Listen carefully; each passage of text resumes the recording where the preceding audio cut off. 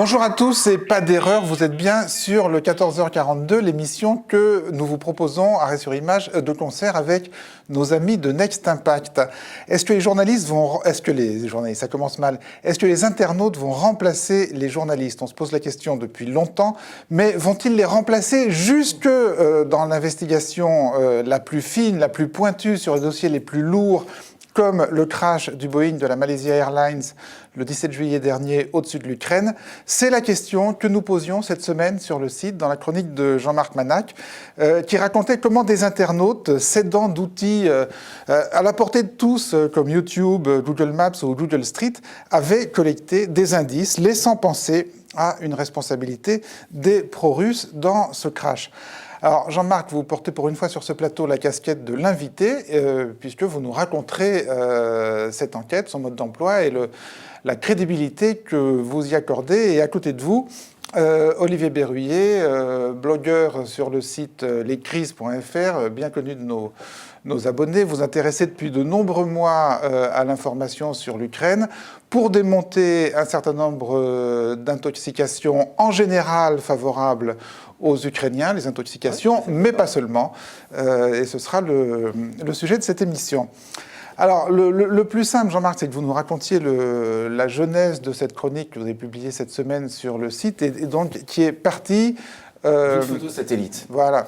En fait, ce qui s'est passé, c'est que c'était le 14 novembre ou le 15, je ne sais plus, la principale chaîne d'information russe fait un reportage en montrant la copie d'un email qui a été envoyé par un chercheur américain qui a 26 ans d'expérience et qui était accompagné d'une photo, donc cette photo satellite, et qui tendait à valider le fait que le Boeing de la Malaysian Airlines, donc l'avion qu'on voit en haut, aurait été abattu par un avion de chasse. Donc on voit en gros plan, donc là c'est un gros plan qui a été fait de l'avion qu'on voyait tout à l'heure. Attendez, on va voir l'image en plein pot, ce sera quand même plus simple. Donc en bas, il y a un petit carré tout en bas, si on peut avoir le dézoom. Alors, en bas à gauche. Est-ce qu'on peut surtout avoir l'image en plein pot dans le... Voilà, donc là c'est la photo satellite. Voilà, en haut, l'avion de la Malaysia, oui. Soi-disant l'avion de la Malaysian Airlines. En bas, dans le petit carré, on voit quelque chose qui... Quand c'est grossi, on s'aperçoit que c'est un avion de chasse avec une trace laissant entendre que c'était donc une photo prise et que donc c'était l'avion ukrainien, de l'armée ukrainienne, qui aurait abattu l'avion de la Malaysian Airlines. Alors ça passe à la télé russe? Ça passe à la télé russe et très rapidement sur votre blog. Mais également partout, sur Twitter, sur Facebook, en russe, il y a énormément d'internautes qui disent « Non mais c'est bizarre, ils essayent de vérifier. Est-ce que c'est vrai, est-ce que c'est pas vrai ?» Et on s'aperçoit qu'il y a plein d'incohérences. La date, on le voit peut-être tout en bas, c'est horodaté, il y a une date comme souvent dans les photos satellites. Alors cette photo satellite était présentée comme une photo satellite qui venait d'un satellite espion de l'armée. De quelle armée? C'était pas précisé, mais il laissait entendre que c'était un satellite espion américain, vu que c'était un courriel qui venait d'un internaute américain. La date, en fait, la photo a été prise, je ne sais plus si 6 heures avant ou 6 heures après l'heure du crash. Donc déjà, première incohérence. Très rapidement, des internautes vont voir sur Google Earth, pour voir effectivement est-ce que ça correspondrait à la zone exacte où il y a eu le crash de l'avion, et ils s'aperçoivent en remontant, parce que ce qui est vachement bien avec Google Earth, c'est qu'on peut remonter le temps. On peut avoir l'image satellite prise en juillet 2014, mais également juillet 2013, juillet 2012, etc. On peut remonter le temps, et donc voir les différentes photos satellites dans le temps, et ils s'aperçoivent d'une curieuse ressemblance entre l'image du satellite espion et une photo prise, montrée sur Google Earth en 2012. Et on s'aperçoit que c'est exactement la même en fait. Que la photo, soi-disant du satellite espion, c'est la photo de Google Earth, mais qui a été émise en noir et blanc. Par ailleurs, d'autres internautes s'aperçoivent que, on le voit là sur la manu, d'autres internautes s'aperçoivent que la photo en gros plan où on voit l'avion de chasse, en fait, c'est une photo qui vient de Yandex. Yandex, c'est l'équivalent de Google en russe. Donc ils ont également un équivalent à Google Maps, donc qui montre des photos satellites, et on s'aperçoit que c'est une photo qui vient de Yandex. Et que donc cette photo d'un soi-disant satellite espion militaire, eh ben, c'est un mix entre Google et Yandex. Ensuite, il y a d'autres internautes qui arrivent à démontrer que l'avion de chasse ne correspond pas aux avions de chasse qui sont utilisés par l'armée ukrainienne. C'est pas un Su-25, c'est un autre. D'autres remarquent que c'est pas logique. Quand il y a un avion de chasse lance un missile, la fumée, elle passe seulement devant l'avion et à la traîne du missile. Il y a également tout un pan de fumée derrière l'avion. Or là, on ne le voit pas. Et dernier point, Je pense que j'en oublie, parce qu'il y en a un qui avait listé 14. Non, peut-être pas tous les donner, mais les plus convaincants. L'avion de la Malaysian Airlines, en fait, c'est pas le bon. C'est un 767, alors que ça devrait être un 777. Les logos c'est pas les logos de la Malaysian Airlines qui sont situés juste au-dessus des ailes normalement. C'est un logo. Alors, là, qu'est-ce qu'on voit là? Là, en fait, on voit les logos des avions de la Malaysia Airlines. Il y a le mot Malaysia qui est au-dessus de l'aile. Au niveau de l'aile. Au niveau de l'aile. Alors que sur la photo satellite, on voit que le logo, il est devant l'aile. Oui, d'accord. Donc c'est pas le bon logo. Et dernier point. Enfin, je veux dire, on peut pas imaginer que sur certains appareils, le logo soit au niveau des ailes et que sur d'autres, voilà. Admettons que, il en reste 12 autres des incohérences. Et il y a un dernier internaute qui, lui, fait remarquer qu'il fait un ratio. Il calcule la taille de l'avion de chasse par rapport à la taille du Boeing. Et il s'aperçoit qu'en faisant le ratio, l'avion de chasse mesurait 13 mètres de long, alors que les Su-25 ou les MiG, ils font 20 mètres. Alors, si je donc ça marche pas. Non seulement c'est un montage, mais c'est un montage de branquignol. Ah, complètement. C'est-à-dire, voilà. Mais il y en a tous les jours. Il y en a tous les jours des montages de branquignol, quoi, bien sûr. Et des deux parties, enfin. Oui, mais alors c'est un montage de branquignol qui est quand même diffusé par une chaîne russe. Ce qui s'est passé en fait, c'est que, parce que depuis, l'internaute américain, lui, il est dégoûté. Le chercheur avec 26 ans d'expérience, il est dégoûté. Il a accordé une interview à la presse américaine pour expliquer, attendez, moi j'ai trouvé cette photo sur un forum, c'est une photo qui a été postée sur un forum le 15 octobre dernier. Donc il a pris la photo et il a envoyé la photo à un expert russe pour lui demander, est-ce que vous avez vu cette photo, qu'est-ce que vous en pensez ? Parce que ce chercheur américain lui-même n'a pas décelé le montage de branquignol. Il n'a pas décelé le montage de branquignol. Lui, il était peut-être pas spécialiste. Il était d'accord avec il était relativement convaincu par la thèse de l'expert russe qui laissait entendre que c'était un avion de chasse de l'armée ukrainienne qui avait abattu le Boeing. Et donc il lui a envoyé la photo pour lui demander qu'est-ce que vous en pensez. Sauf que le chercheur en question, il l'a envoyé à la chaîne de télévision qui lui a montré le mail qui posait des questions. Sauf qu'ils n'ont pas montré les questions qu'il posait. Ils ont laissé entendre que le chercheur avait lui-même validé, le chercheur américain avait validé l'existence de cette photo-là. Et donc ceux qui ont laissé entendre ça, c'est une chaîne russe, c'est-à-dire... C'est la première chaîne d'information russe. La première chaîne d'information, c'est-à-dire gérée, animée par des journalistes professionnels, enfin je veux dire... Par des journalistes professionnels, c'est la chaîne d'État, en fait, c'est l'enchaîne... Qui sont censés vérifier les infos, enfin tout dans les règles, quoi. En même temps, c'est l'ancienne chez nous, je veux dire. Comme chez nous, il n'y a jamais de problème. C'est une chaîne d'information soviétique, c'est la chaîne gouvernementale, et il y a eu... Enfin, le journaliste en question est assez critiqué, parce qu'il a un agenda politique, comme un certain nombre de journalistes par ailleurs. D'accord. Qu'est-ce qui vous détermine, vous, à vous intéresser à cette photo ? L'idée à la base est d'essayer de lutter contre la propagande de guerre. Donc c'est sûr que j'ai un blog qui fait des analyses qui sont plutôt destinées à retrouver un équilibre et à dire que les choses sont compliquées en Ukraine et en Russie, que personne n'est blanc, personne n'est noir. Donc évidemment, vu qu'il y a une propagande de guerre qui est clairement anti-russe, on essaie de rééquilibrer par des avis d'experts divers et variés pour éclairer le public. Quand il commence à y avoir un montage bidon comme ça qui commence à buzzer, on est là aussi pour établir la vérité dans l'autre sens. Donc qui est un montage entre guillemets pro-russe. Oui. Et vous le décelez tout de suite, enfin je veux dire, qu'est-ce qui vous alerte sur le truc, enfin comment vous êtes alerté sur le trucage? Quand ça commence à sortir, quand je commence à voir 5 personnes qui envoient des mails en disant « t'as vu ça ?» Enfin le truc est évident. En tout cas, quand il y a un satellite à 200 km d'altitude, il peut pas avoir il peut pas déjà avoir une telle qualité dans le zoom sur un avion. Et puis en plus, évidemment, comme vous le signalez très bien, on voit très bien que l'avion doit être beaucoup plus petit par rapport au fond. Là, on voit que la photo serait prise d'assez proche de l'avion, ce qu'il ne peut pas faire un satellite. Alors, l'avion était censé être à 300 mètres ou à 3 km, alors que là, il était à 46 km, quand on fait le ratio également sur les distances. Enfin, c'est plein d'invraisemblances. Mais ça, c'est un montage Photoshop bidon, mais comme je répète, il y en a des deux parties. Un montage Photoshop qui est dénoncé par un certain nombre d'internautes, l'enquête étant centralisée sur un site qui s'appelle Bellingcat. Alors, une des enquêtes, en fait, il y a eu plusieurs blogs qui ont démonté la manip, mais une des enquêtes, effectivement, un des premiers à réagir, c'était Bellingcat, qui est un site d'information participatif, un site d'investigation participatif, qui a été ouvert cet été, suite à une collecte de fonds sur Kickstarter, je crois, enfin une plateforme de crowdfunding, et qui a été lancé par un type qui a un itinéraire assez passionnant, qui s'appelle Elliot Higgins, qui s'était fait connaître auparavant avec son blog Brown Moses. Elliot Higgins, c'était quelqu'un qui était au chômage, donc il avait du temps, et il a commencé, alors qu'il parle pas arabe, qu'il n'a jamais été en Syrie, il a commencé à vouloir suivre ce qui se passait en Syrie, et il regardait toutes les vidéos, et en fait, en l'espace de quelques mois, il est devenu probablement un des experts les plus reconnus, si sinon l'expert le plus reconnu, pour ce qui est des unités, des différentes milices, des différentes unités qu'on a qui combattent en Syrie, et notamment, Elliot Higgins, est notamment expert en armes. C'est-à-dire que lui, il parle pas arabe, il le comprend pas. Par contre, il arrive à reconnaître, en regardant toutes les vidéos, il arrive à reconstituer qui appartient à quelle milice, qui est à quel endroit, quelles sont les armes qu'ils utilisent, d'où viennent ces armes. Et donc, il a démontré que telles armes venaient, par exemple, de Corée, que telles autres armes venaient de Bulgarie, venaient de Yougoslavie, venaient de Russie. Mais il a fait ça tout seul ou il a fait ça aidé par Il a fait ça tout seul au début. une mouvance d'internautes? Non, il a fait ça tout seul au début, et comme ça a commencé à monter en puissance, qu'il y a des gens qui ont commencé à bosser avec lui parce qu'il commençait à trouver que sa façon d'enquêter, qui est très particulière, était très intéressante, il en est arrivé à créer Bellingcat, où là ils sont une vingtaine de personnes. Il n'y a pas de journalistes professionnels, ce sont essentiellement des chercheurs, des universitaires, des gens passionnés, mais qui n'ont pas de carte de presse, qui ne sont pas payés pour faire ça, et qui font du fact-check, qui vérifient des informations. Dont lui sait qui ils sont? Oui, mais de toute façon, Voilà, ils sont pas anonymes. Enfin, les contributeurs de son site ne sont pas anonymes. il y a deux pour lui. niveaux.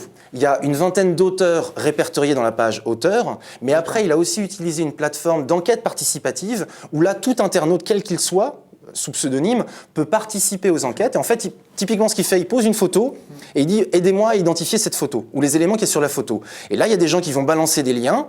Et au fur et à mesure, à un moment, il va dire bon, ok, cette photo est authentifiée.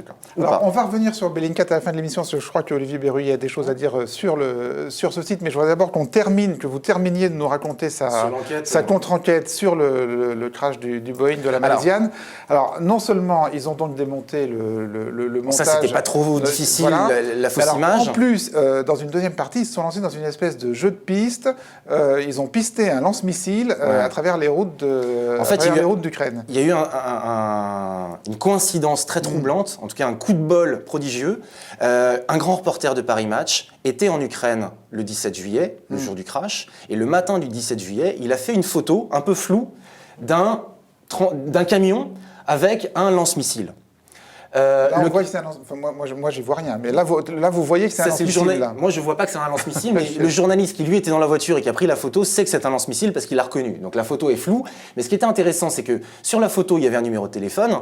Donc, lui, qu'est-ce qu'il a fait? Il a téléphoné. Il est tombé sur le propriétaire du camion qui lui dit « Oui, ce sont les indépendantistes pro-russes qui m'ont volé ce camion-là. » Ah bon, c'est intéressant. Et donc là, il avait quelqu'un qui disait des indépendantistes pro-russes ont volé le camion. Et donc là, il voit le camion avec un lance-missile qui se balade. Donc ça, c'est photo publiée en juillet dernier sur Paris Match. Elliot Higgins, il a pris la photo. Et ensuite, il s'est dit, bon bah tiens, est-ce qu'il y a d'autres vidéos, est-ce qu'il y a d'autres photos de ce... alors on appelle ça un book. C'est BUK, mais Buk, qui est le lance-missile de fabrication russe. Et il a trouvé énormément de photos ou de vidéos, soit qui avaient été publiées par des soldats russes, par des indépendantistes pro-russes, par des gens qui vivent en Ukraine et qui ont vu passer le lance-missile, qui l'ont pris en photo ou qui l'ont pris en vidéo. Et donc il a collecté énormément de photos et de vidéos de différents lance-missiles Buk. Sans être certain qu'il s'agissait bien du même lance-missile Buk, parce qu'il y a plein de lance-missiles Buk en circulation, j'imagine. Il y en a plusieurs. Ouais. Donc ce qu'il a fait là-dessus, c'est qu'il a regardé toutes les photos, et puis alors je ne vais pas rentrer dans les détails techniques, mais il a créé une sorte de fingerprint, d'empreinte. C'est-à-dire qu'il a remarqué que sur le lance-missile qui avait été photographié, on le voit en haut par Paris Match, il y a une trace qu'il a notée en rouge et en bleu et en vert. Voilà, il y a une trace qui est très spécifique, qui est une trace, c'est un peu comme quand il y a des gens qui font une trace comme ça sur votre voiture. C'est une empreinte, c'est comme une cicatrice. Et donc il a recherché cette même cicatrice sur toutes les autres photos. Et donc il a sélectionné que les photos et les vidéos où on retrouvait cette même trace, cette même empreinte digitale du lance-missile. Et c'est là où il a découvert, il en a fait une carte après, qu'on retrouvait la trace de ce lance-missile depuis la Russie, en mars, je crois, et qu'ensuite il a évolué en Ukraine, qu'il est arrivé dans une ville où les Ukrainiens soupçonnent que le Buk aurait lancé un missile sur le MH17, sur le vol de la Malaysian Airlines, et ensuite on continue à retrouver la trace de ce lance-missile, parce que par ailleurs il y a une vidéo qu'on voit un petit peu là-haut, une vidéo qui a été prise le 17 au soir, donc après le crash, où on voit le Buk quitter la ville en question et où il y a des gens qui estiment, plusieurs personnes disent, regardez, il manque un missile.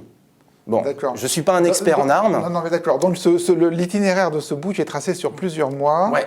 Uniquement la base à partir des photos, des vidéos postées sur les réseaux sociaux, sur YouTube, sur VKontakte, qui est l'équivalent de Facebook en russe. Parce qu'il y a beaucoup de Russes qui sont les gens qui postent des photos de lance-missiles sur Facebook et sur... Alors, des voisins. Des gens qui voient passer, comme le journaliste de Paris Match qui voit passer, tiens, c'est bizarre, donc ils prennent en photo. Des indépendantistes, des soldats qui se prennent en photo devant le lance-missile. Donc, il y a plein de photos de lance-missiles sur les réseaux sociaux et sur Internet. Non, uniquement à cause de cette histoire-là, évidemment. Vous ne trouverez pas des photos du bouc, beaucoup comme ça, en mars, avril, mai. C'est quand les gens ont vu que l'avion avait été crashé, évidemment, j'imagine, ce qui est tout à fait normal, quand les gens ont vu passer ce genre d'appareil qu'ils ont pris des photos. Ah, c'est à partir de ce moment-là que les gens sont mis à... Ah oui, c'est juste après. Les photos, j'ai pas regardé cela dit, mais je pense que les photos qui datent de mars, je suis pas sûr qu'elles aient été publiées après le... Bon, après, non, mais d'accord, il y en a rarement comme ça, et puis il y en a eu beaucoup, évidemment, juste au moment où il y a eu ce qui est logique. D'accord. Et alors, contribution aussi de Google Street. Oui, parce qu'en fait, ce qu'il a fait après, c'est qu'une fois qu'il a repéré cette cicatrice sur le lance-missile, il fallait bien géolocaliser l'endroit. Or, sur les vidéos, il n'y a pas de données géolocalisation. Des fois, sur les photos, il y a les coordonnées GPS qui apparaissent dans la photo. Donc lui, ce qu'il fait, et ça, il l'a découvert, et il a mis en pratique ça au moment de la Syrie, pour arriver à identifier où étaient les gens, et ben en fait, il regarde à partir de la photo, il regarde est-ce qu'il y a une antenne, est-ce qu'il y a un minaret, est-ce qu'il y a un bâtiment, quels sont les points distinctifs. Une fois qu'il a repéré des points distinctifs, et ben ensuite, il se met sur Google Earth, donc photo satellite, ou sur Google Street View, donc là qui sont des photos qui sont prises à hauteur d'homme, et il arrive à retrouver des éléments de concordance. Et à partir de ces éléments de concordance qu'on voyait tout à l'heure, là on voit en haut c'est la photo de Paris Match, en bas c'est la photo qui est disponible sur Google Street View, et il voit effectivement qu'il y a un certain nombre de points distinctifs, et à partir de ces éléments-là, ou de ce même type de système vu de façon verticale par Google Earth, il arrive à positionner exactement l'endroit où a été prise la photo, et donc à géolocaliser le parcours de ce lance-missile. Vous avez lu la chronique de Jean-Marc Manac sur le site d'Arrêt sur Image. Est-ce qu'en la lisant, vous vous êtes pas dit, ah bah ça y est, on l'a trouvé, le bouc coupable, quoi? Non. Pourquoi? J'ai lu avec attention le papier. Je ne connaissais pas le blogueur en question qui en effet beaucoup bossé sur la Syrie avant de s'occuper récemment sur l'Ukraine et donc uniquement sur cette partie-là, MH17. Non, je n'ai pas été convaincu. J'ai été un peu... j'étais intrigué. Et puis après, effectivement, on m'a proposé de participer en disant que ce serait bien qu'on réfléchisse aux enquêtes sur Internet, puisque quelque part, c'est ce que j'essaye de faire aussi. J'essaie plutôt de faire des traductions, de l'information, de penseurs, de trucs comme ça, mais de temps en temps, quand il y a des faits, c'est intéressant. Il m'est arrivé 4-5 fois de faire un appel comme ça, très efficace, sur les lecteurs pour trouver pour essayer de trouver la vérité, démonter des mensonges. Alors après, j'ai creusé un peu plus ce que fait ce type-là, et c'est assez intéressant. Alors peut-être sur le fond, très rapidement, de l'affaire MH17. Et sur le bouc, là, ouais, vous n'êtes pas dit, mais c'est le bouc, c'est lui, on l'a trouvé. Il y avait plusieurs boucs, d'après l'armée russe, il y avait plusieurs boucs en Ukraine à ce moment-là. Il se trouve que celui-là, effectivement, on l'a vu ce jour-là, et qu'il est reparti ce jour-là dans une zone qui correspondrait à une zone de tir. Donc il y a un certain nombre de présomptions. Par contre, Bellingcat... Attends, il faut dire clairement, puisque Olivier Bury ne le dit pas alors qu'il me l'a dit au téléphone en préparant l'émission, que rien ne prouve que ce bouc soit bien le lance-missile qui a tiré le missile. C'est ce que précise Bellingcat. On a un luxe de détails sur son itinéraire. Géolocalise, mais ils n'ont pas la preuve que le missile a bien été envoyé. Par ailleurs, il y a un certain nombre d'autres... Et juste, Jean-Marc, on aurait pu le rappeler dans notre chronique, quoi. Oui. Que c'est un formidable travail de traçage du bouc, mais que rien ne prouve que ce soit... On n'a pas la preuve que le missile a été... C'est un bouc qui a battu l'avion déjà, pour commencer. Donc en termes d'enquête... Après, j'ai été assez interpellé sur sa façon d'enquêter. Parce qu'en effet, si on mène l'enquête, normalement, qu'est-ce qui se passe? Donc, il y a eu ce crash du MH17. Qu'est-ce qu'on sait aujourd'hui? On sait que ce n'est pas une bombe à l'intérieur du MH17, ce n'est pas un problème. On sait que par le pré-rapport qu'il a été atteint par des particules extérieures à grande vitesse et qui l'ont abattu. Donc ça veut dire, partant de là, que ça peut être, ce qui semble peut-être les plus probables, un missile sol-air, ça peut être un missile air-air. Rien ne dit que pour le moment, c'est pas ça. L'enquête va continuer, c'est pour ça que l'enquête va durer encore un an. Les Russes disent également qu'il y avait un avion de chasse de l'armée ukrainienne qui était dans la région à ce moment-là. Il était dans la région, il était à 4 km derrière lui, donc autrement dit, sur une distance qui est extrêmement proche. L'armée ukrainienne ayant eu l'habitude de planquer ses avions militaires derrière les avions civils. C'est quand même aussi extrêmement inquiétant. Bref, aujourd'hui, on ne sait pas trop ce qu'il en est. On a un rapport du gouvernement allemand qui a répondu à des députés qui nous dit que les AWACS qui étaient aux alentours ont détecté un lanceur sol-air, les radars d'un lanceur sol-air, qu'ils qualifient de SA-3. Donc autrement dit, ce n'est pas un bouc, c'est un autre missile solaire. Bon, mais pour le moment, ils ne disent pas non plus que ce n'est pas un bouc. D'ailleurs, il y a quand même vachement d'interrogations. On ne va pas faire l'enquête sur le vol, là, parce qu'on ne la fera pas ici, mais tous les éléments que vous énumérez là sont des éléments des enquêtes officielles, en fait, des enquêtes qui sont faites par les États. Moi, ma question, c'est dans quelle mesure des enquêtes d'internautes se fondant sur des outils qui sont à disposition de tous peuvent les compléter, ces enquêtes officielles? Très rapidement, de quoi on est sûr? Parce qu'on est sûr de certaines choses. Le ministère russe a donné des photos satellites où on voit 3 boucs de l'armée ukrainienne dans la région. Donc évidemment, l'armée ukrainienne a ces missiles-là pour lutter et défendre le pays. La question, c'est l'image qu'on voit là. Hein. C'est l'image qu'on voit là. Il y a tout un dossier. Donc, qui est une image des satellites de l'armée russe, d'un satellite de l'armée russe, c'est bien ça? Tout à fait. Moi, j'ai traduit la version des Russes et j'ai traduit la version des Américains pour que tout le monde puisse comparer les deux et se faire son opinion. Donc on sait qu'il y en a, c'est normal. Il y a d'autres lance-missiles. Après, la question, c'est est-ce que les rebelles pro-Donetsk en face en ont un ou pas? C'est déjà une première question. Mais on est sûr que l'armée en a. Il n'y a aucune enquête sur ces missiles-là. Enfin, c'est quand même le premier truc. Et je rappelle, un truc qui est quand même énorme. Il n'y a aucune enquête de qui? Bellingcat, je ne l'ai pas vu chercher, mais ils sont où les boucs de l'armée ukrainienne? D'ailleurs, si vous regardez, Ça veut dire quoi, ça? Ça veut dire que... Parce que Bellingcat essaie de géolocaliser la photo prise par Paris Match. On est d'accord. Mais, non, mais ce que veut dire Olivier Burrier, j'imagine, et la question qu'il pose, c'est est-ce que Bellingcat n'a pas enquêté que dans un seul sens? C'est possible. Je n'ai pas contacté Elliot Higgins pour lui demander si lui-même avait commencé à essayer de géolocaliser les books de l'armée ukrainienne. Bah ouais, c'est pas une limite, ça, de ce site d'enquête participative, de ne pas savoir à l'origine, quels ont été leurs présupposés, s'ils en ont voilà. Alors, sur le fond de l'enquête, très rapidement, donc on en est là. La question, c'est est-ce que les pro-russes, allez pour faire, j'aime pas ce terme qui est manipulatoire, mais enfin, disons ça, pour faire vite, Ukrainiens pro-Donetsk, face à des Ukrainiens pro-Kiev. Voilà le truc. C'est moins clair, excusez-moi. Pour le public français, pro-Donetsk, c'est moins clair que pro-russe. Et pro-russe, ça vous semble pas russe méchant? Ça tient déjà, il n'y a pas un a priori? Je parle de clarté. Attendez, je parle en journaliste de clarté des appellations. C'est très. Alors, je vais me permettre de citer Camus qui disait mal nommer les choses, c'est ajouter au malheur du monde, cher Daniel. Donc, ces types-là sont des Ukrainiens, c'est pas des Russes. Oui. Ils sont Ukrainiens, ils vivent sur leur terre depuis très longtemps, à Donetsk. Mais pro-russe, ça ne veut pas dire qu'ils sont russes, ça veut dire qu'ils sont pro-russes. Bref, alors. C'est vrai que les gens ne vont pas faire un rapprochement entre un pro-russe et un russe. On est tout à fait d'accord, c'est pas l'idée. Mais donc voilà, la question de l'enquête, est-ce qu'ils ont éventuellement un lance-missile? Est-ce que ces rebelles ont un lance-missile? Et donc, ça peut être intéressant en effet de faire cette enquête-là. Comment il fait l'enquête? Vous l'avez très bien déterminé. Arrêtez-vous sur cette image là, c'est bien qui est en train de passer. Enfin, regardez, l'image est quand même très très floue. En tout cas, tout ce qui est au-dessus des chenilles du bouc, enfin, sérieusement, vous regarderez, on voit quand même vraiment pas grand-chose. Non, je suis d'accord.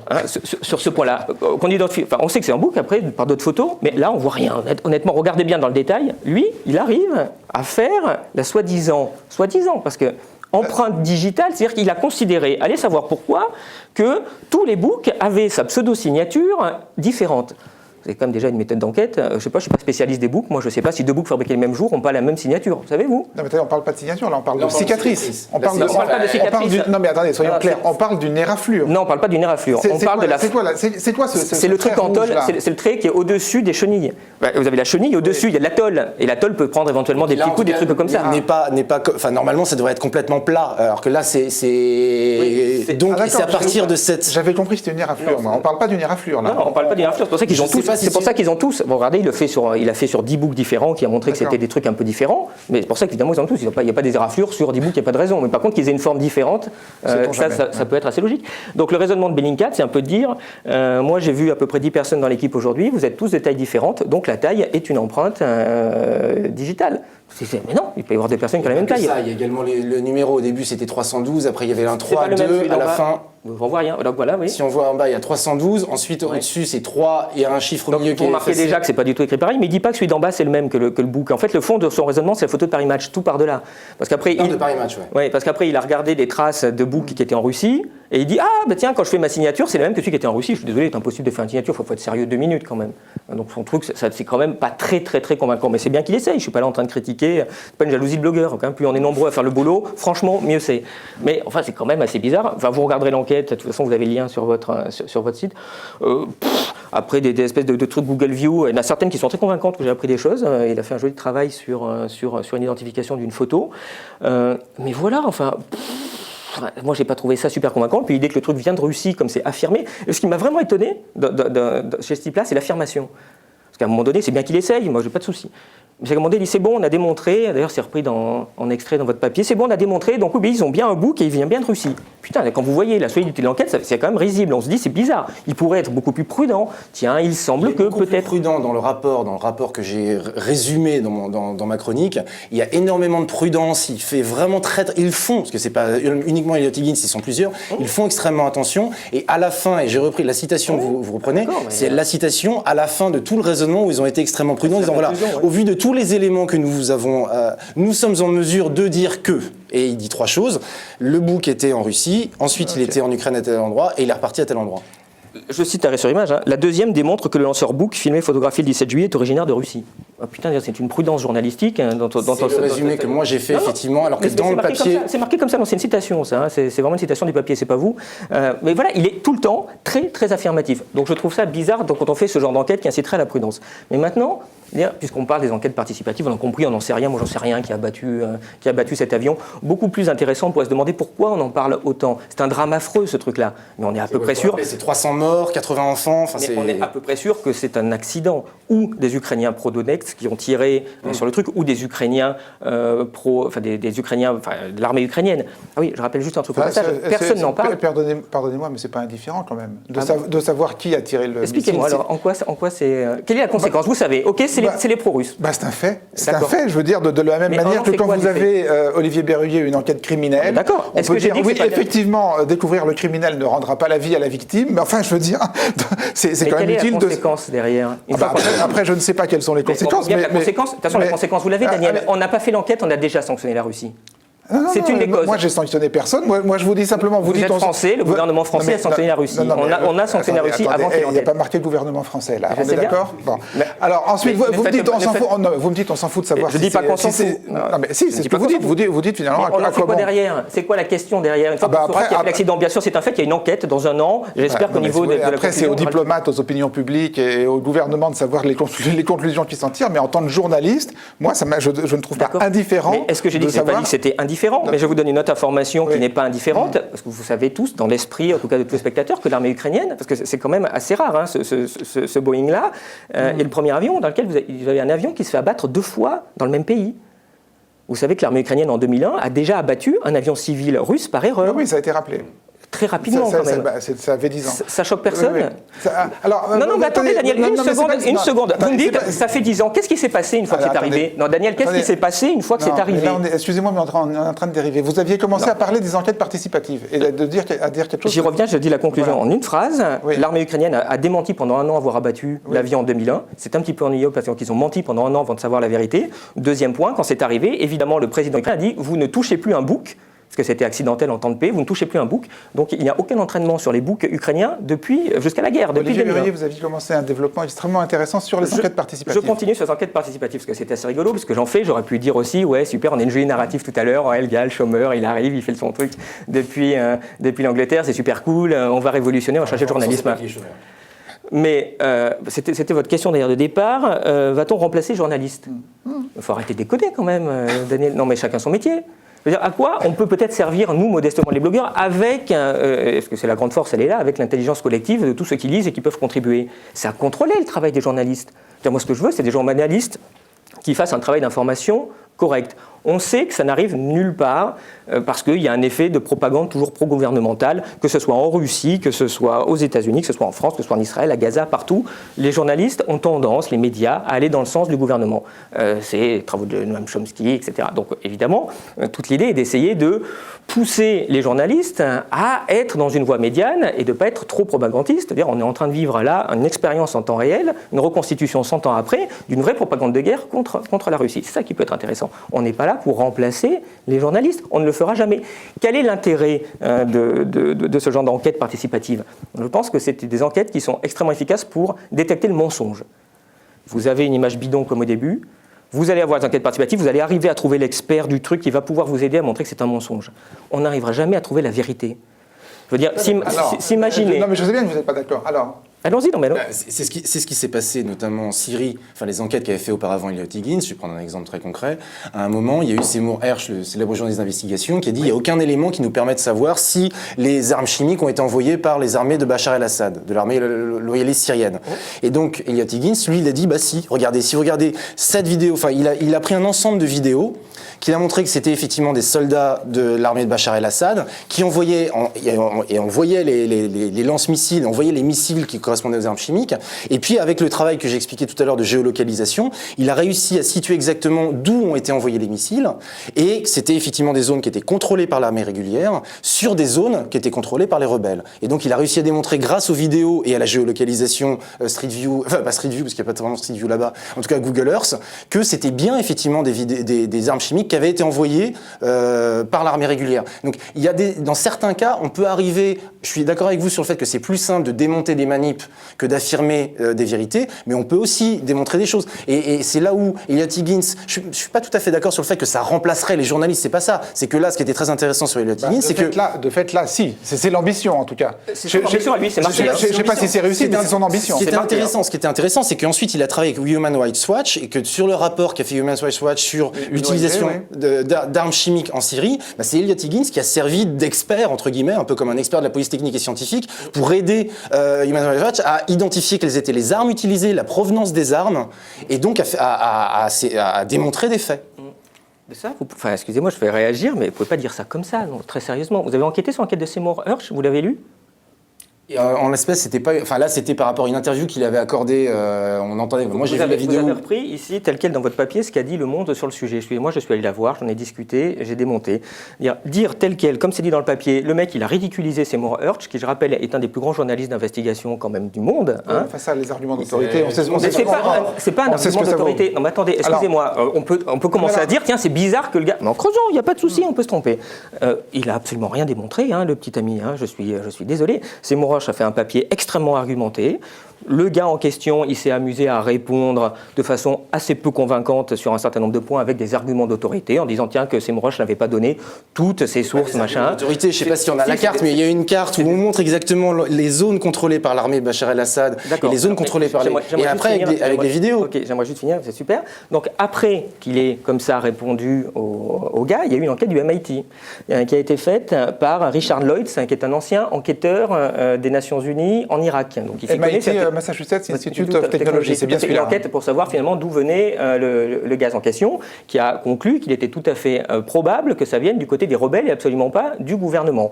Il n'a pas pu publier... Donc qui est allé dans le sens de Seymour Hersh. Bien sûr. Bien sûr, on ne sait pas ce qui s'est passé là non plus exactement d'où venait le gaz en question. Mais dire le gars il a démontré les doigts dans le nez que non c'est pas vrai du tout. Lisez l'interview. Non mais c'est pas les doigts dans le nez, mais Jean-Marc, ce que vous dites, c'est que la démonstration du blogueur était crédible et vous a convaincu. C'était des vidéos qui avaient été mises en ligne par la télévision syrienne pro-Bachar el-Assad qui montraient des soldats de l'armée régulière. Et lui après avec Google Earth, il a réussi à géolocaliser exactement les endroits d'où avaient été envoyés ces missiles. Et il en est arrivé à cette conclusion. C'est intéressant parce que c'est ça qui m'a donné la puce à l'oreille dans ce que je vais développer, c'est que donc ce Richard Lloyd, c'est un des spécialistes mondiaux sur les armements, et donc qui était en Irak et qui a contrôlé l'expert du MIT. L'expert du MIT, donc le deuxième expert qui va dans le sens de Seymour Hersh. Qu'est-ce qu'il répond? Parce qu'à un moment donné, il est en Syrie, pardon. Il était en Irak, donc après évidemment, il a analysé toutes les données des armes en disant le gouvernement n'a pas les armes qu'il faut pour envoyer par rapport où c'était. Qu'est-ce qu'il dit? Parce qu'il répond à des personnes qui critiquaient, et puis à la fin, il dit « Ces objections ne sont pas originales, elles reprennent celles d'Elliot Higgins, un blogueur qui, bien qu'étant très souvent qualifié d'expert par les médias mainstream américains, a modifié sa présentation des faits à chaque fois qu'une nouvelle information technique a contredit ses conclusions, à savoir que le gouvernement syrien était forcément responsable de l'attaque au sarin. » Je n'avais pas lu cette... Mais c'est très dur à trouver. Pourquoi? Parce qu'en fait, ce que j'ai fait une enquête participative sur votre enquête. Je suis désolé, c'est pas sympa, mais excusez-moi, je vous adore. Il n'y a que 2 endroits ou 3 dans le pays où il y a des critiques médias qui sont arrêts sur image, qui sont Acrimed, qui sont le Monde Diplo. Voilà. Donc effectivement, j'ai regardé et j'ai fait. C'est pas une enquête participative de tout mon blog, est-ce que ça aurait été encore plus intéressant? Je l'ai fait hier soir avec 3 personnes que je salue, Jean-Pierre, Hector et Paul. Merci bien. Non mais j'ai regardé. Mais parce que vous pouvez pas faire ça, vous pouvez pas passer comme j'ai passé avec 3 personnes 5 heures sur un papier comme ça. Voilà, c'est un vrai problème aussi journalistique. Alors vous avez trouvé quoi? Ce qu'il dit, c'est que attendez, ça m'intéresse. Donc il a été là-bas. Et en fait, il dit que Elliot Higgins change ses versions au fur et à mesure des arguments. D'accord. Alors, mais sur la base de quels éléments il dit ça?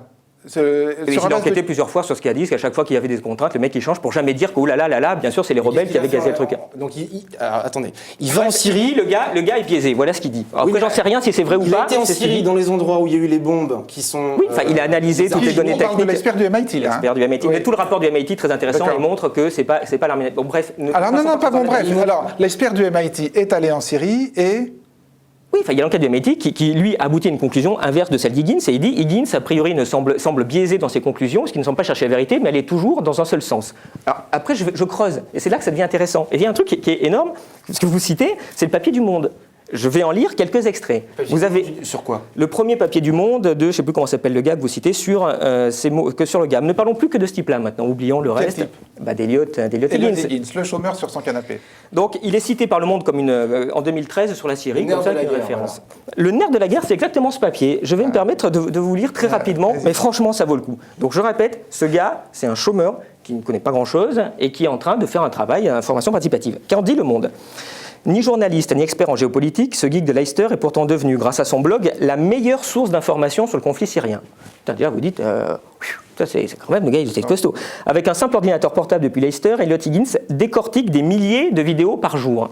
Je ne sais pas des milliers combien ça commence, mais 3-4 000 vidéos par jour, ça fait 10 secondes par vidéo. Le gars est fort, ça fait 1 million de vidéos par an.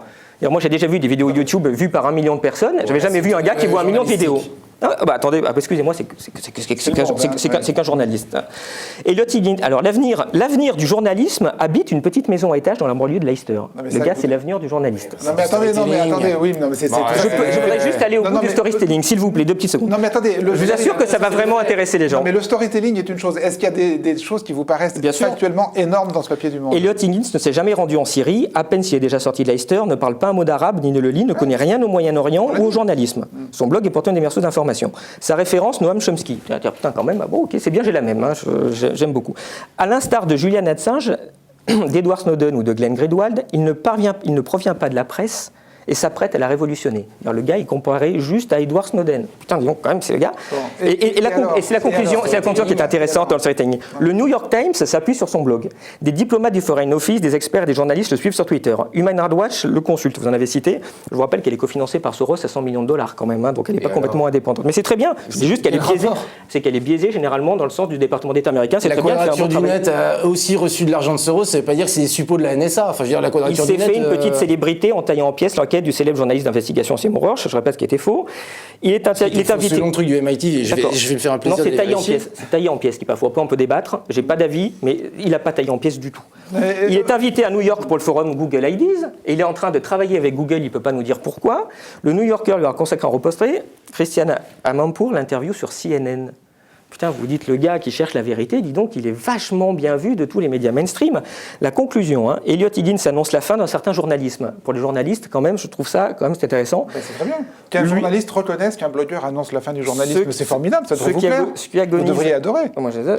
Mais non, c'est ça. Moi, je veux un journaliste de qualité. Je ne veux pas remplacer le journaliste, c'est pas mon job, Daniel. Si les journalistes peuvent faire leur boulot, c'est ça qu'on a le droit d'exiger. Mais de fait, c'est ce que vous faites, parce que, excusez-moi, vous moquez, et c'est très drôle, du storytelling autour de Higgins sur son canapé, le petit chômeur. Mais quelque part, c'est pas un petit chômeur. Et quelque part, j'ai l'impression de vous lui reprocher son absence de professionnalisme. Non, pas du tout. Mais vous-même, Olivier Berruyer, vous n'êtes pas journaliste de profession. Vous êtes à l'origine actuaire. Oui. Et ça ne vous a pas empêché de jouer un rôle. Ça n'empêche rien, je ne dis pas qu'il n'a pas le droit de le faire. Juste la conclusion, la dernière phrase du papier, s'il vous plaît. Lui-même ne consulte plus que Google News et Twitter pour s'informer.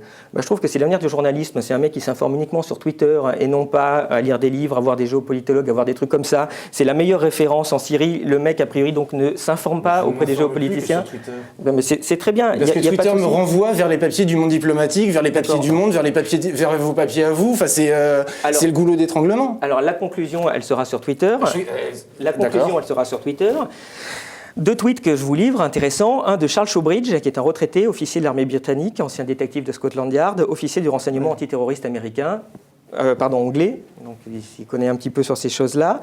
Donc là, il se plaint que notre ami blogueur ait tweeté la vidéo Syria Boy pro-rebelle sans chercher à détecter que c'était un faux, alors que plusieurs internautes ont montré que c'était un faux. Sa conclusion, je vous la lis, oui, dans l'esprit d'Eliot Higgins, seules les vidéos des ennemis donc du gouvernement américain, du gouvernement anglais, peuvent être trafiquées. Donc il ne va jamais dans le sens d'une critique de son propre gouvernement. Et alors, le dernier tweet, il est énorme, il est du 16 septembre 2014, il émane de Craig Morley, qui est Craig Morley, parce que c'est ça qu'on fait l'enquête participative, c'est Twitter, c'est intéressant. L'avenir du journalisme aussi, peut-être ces choses-là. Ce type, Craig Morley, il est, ça ne s'invente pas, stratège en communication spécialisé sur le Moyen-Orient au Foreign Office. Donc autrement dit, le gars est à la com du Foreign Office. Et qu'est-ce qu'il nous raconte? Qu'est-ce qui s'est passé le 15 septembre? C'est formidable de recevoir Bellingcat au Foreign Office aujourd'hui pour parler de son travail fascinant sur la Syrie et l'Ukraine. Ça, il a le droit d'être reçu par le Foreign Office. Tous les droits d'être reçus. J'ai été invité au déjeuner par l'ambassade des États-Unis. Ça fait pas moins d'un suppôt de la NSA, pas plus que la quadrature d'un suppôt de la NSA, parce que mais c'est ennuyeux parce que quand vous regardez sur le financement, Jean-Marc, c'est pas indifférent. Mais c'est pas indifférent. Non, mais quand vous évaluez une source d'information, une ONG ou un média ou un site ou ce que vous voulez, savoir qui le finance n'est pas une donnée indifférente. Je suis d'accord. Vous avez regardé le site Bellingcat, vous avez regardé le site. Mais je dis pas, il fait ce qu'il veut, peu importe, c'est bien qu'il fasse. C'est très bien qu'il fasse. Mais je vous pose une question. Vous avez regardé son Bellingcat. Vous avez vu des enquêtes Bellingcat qui vont contre la vision du gouvernement anglais? Non. Il n'y a rien. Il parle de l'Ukraine. Il veut pas enquêter sur Maïdan? Je sais non, pas, parce qu'il y a la question. Non, mais il y a des enquêtes très intéressantes sur des sources. Parce que contrairement au peut-être qu'effectivement, c'est quelqu'un qui a un agenda. Je sais mais pas. j'en sais rien, peu importe. Mais je dis que c'est pas intéressant. Est-ce que c'est pas gênant de ne pas le savoir?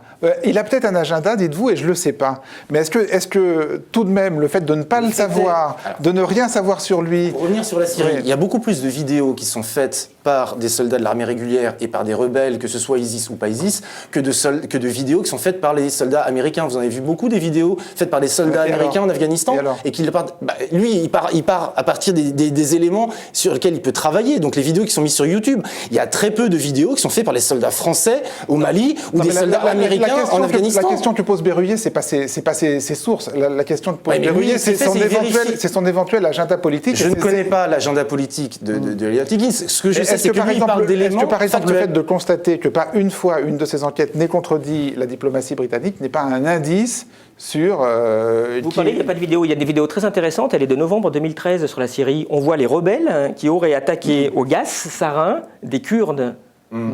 Et on voit, il y a des morts, c'est horrible, ils parlent de leur peau et tout. Il n'a pas beaucoup enquêté dessus. Mais c'est dommage parce que si les rebelles ils ont du gaz sarin, c'est peut-être eux qui étaient responsables aussi. La première fois, ça ne l'a pas intéressé. Mais il fait ce qu'il veut, il n'y a pas de souci. Mais quel est mon propos là-dedans? Vous jetez l'anathème parce qu'effectivement, il aura un agenda. Je ne sais pas s'il a un agenda. Je ne suis pas Elliot Higgins. Je ne peux pas répondre à sa place. Je ne sais pas pourquoi il n'a pas fact-checké cette vidéo sur le gaz sarin. Je ne suis pas journaliste, à vous d'enquêter. Dites-moi, regardez, enquêtez. Moi, je suis citoyen. Je voudrais juste avoir une information. Et en conclusion là-dedans, parce qu'il parle. Non, ce qui m'a énervé, c'est qu'il parle de Noam Chomsky, si vous voulez. Et je suis formel. Quand vous faites du Noam Chomsky, vous n'êtes pas reçu au Foreign Office, vous n'êtes pas interviewé sur CNN. Hein. Vous êtes traîné dans la Vous parle Monde, c'est ce qui m'arrive. Donc s'il vous plaît, je trouve ça un petit peu énorme. Et il fait ce qu'il veut, c'est très bien. Et je répète, j'ai trouvé des informations super sur son site, mais toujours dans le sens de trouver un mensonge, jamais détecter la vérité. Si vous pensez qu'on va savoir ce qui s'est passé sur le MH17 en étant le cul dans son canapé au bout d'un truc, enfin, moi je trouve ça, il le dit, c'est pas possible. Je n'ai jamais écrit ça, et Bellingcat ne l'a pas écrit, et Bellingcat conclut son enquête en disant nous n'apportons absolument pas la preuve que c'est ce lance-missile qui a lancé le missile, on apporte la preuve juste qu'effectivement il était à cet endroit-là à ce moment-là. C'est quoi le sous-titre de votre papier? Il y a un papier d'arrêt sur image qui m'a fait réagir. Le sous-titre de votre papier, parce que c'est est-ce que la vérité saute? Oui. L'enquête collaborative en ligne qui accuse les séparatistes pro-russes. Pensez à cette phrase. Je veux dire, on est en pleine propagande de guerre, on est 100 ans après 1914, je pense que c'est à ce moment-là qu'il faut qu'on fasse justement attention aux mots, attention aux accusations qu'on lance comme ça sans fondement. Il n'y a rien, et quand bien même il a raison, vous ne prouvez absolument rien. Donc je ne vois pas en quoi ça accuse les pro-russes. Je répète, personne n'enquête sur les choses dont on sait, c'est qu'il y a des boucs du côté ukrainien. Et il peut pas, et là, c'est là que c'est intéressant, il ne peut pas enquêter sur ça, même s'il veut, il ne peut pas enquêter. Pourquoi? Parce qu'il n'y a aucune vidéo, aucune photo des boucs qui sont du côté ukrainien. Pourquoi il n'y a aucune photo vidéo? Je ne sais pas, j'ai pas cherché s'il y avait mais parce qu'il n'y en a pas, c'est pas diffusé. Les réseaux sociaux se sont pas du tout emparés de ça. Il y a beaucoup de vidéos, et en particulier celle que vous montriez tout à l'heure, en disant oui, tout en haut, elle est venue directement des services de renseignement ukrainiens. Je ne peux pas enquêter, je ne peux pas savoir. Qu'elle vient des services de renseignement ukrainiens. C'est marqué sur la page de Paris Match, vous regarderez. Et d'ailleurs, sur cette image-là, ouais, c'est exactement celle-là. Tout le monde s'est demandé où était, et je vais lui rendre hommage à Bellingcat, tout le monde se demandait d'où a été prise cette photo-là. Ouais. Il semble que de façon très intéressante, elle a été prise à Lugansk, il a fait une belle enquête. Les Russes ont menti, le gouvernement russe a dit... Les Russes ont menti, ils ont trafiqué le panneau d'affichage pour donner une fausse adresse, et Bellingcat a vérifié et a démontré que c'était bien. Alors si les Russes trafiquent les panneaux... Non, c'est fini, parce qu'on n'est pas sur arrêt sur image, vous avez pris des mauvaises habitudes, on est au... Excusez-moi, mais je réagirai sur le forum tout à l'heure et demain, si vous avez des questions, je prends grand plaisir à discuter avec les gens qui sont avec vos auditeurs. On s'arrête à 42 minutes pile, mais il vous reste le forum. Pour continuer, ce que je vous encourage vivement à faire de la contre-enquête participative sur les enquêtes participatives de Jean-Marc Manac et sur toutes les autres. Merci à tous les deux, c'était super intéressant et dans 15 jours pour un nouveau numéro du 1442. Allez.